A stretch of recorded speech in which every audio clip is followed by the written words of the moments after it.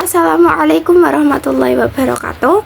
Perkenalkan asmanipun kawula Nikita Salsabila Putri saking kelas dosa MPLB kalih nomor absen kalih dosa sekawan.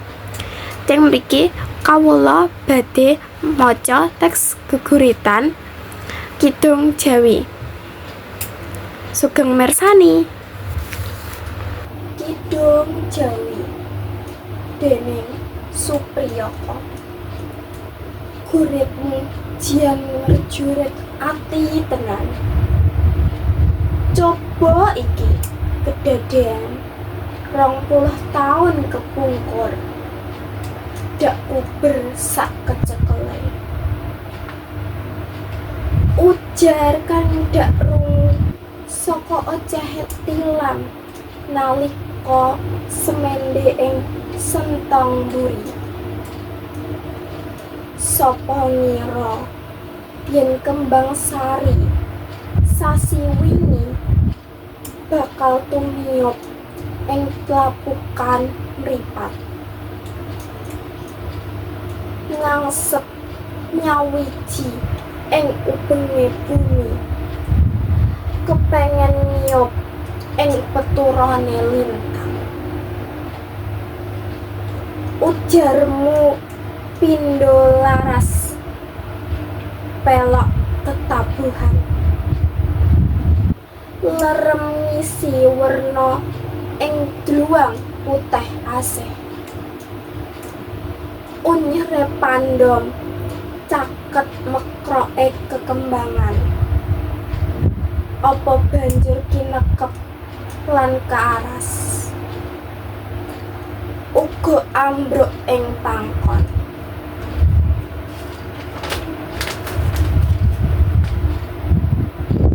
Nyuntak kapang kaya ambrole tanggul samudra nalika angin balik dalam koantu rembulan padang tengah latar murih tresna ora simpangan dalan. Doh bumiku ati loro kerubung suwong bumbung ing kene piye anggonku ngoyak ibere konang wanci dalu titip impen mangsa derma nyempal lara uga kanggo nutup catu wingi sing kadung godres kires lungite tresna wong tintrem tanpa lintang apa meneh rembulan. Nanging piye aku mung kisen sepahan tebu bogang uga wat gapok turahan rayap kidung sepi bumi sanyari endi papan pangumbara jati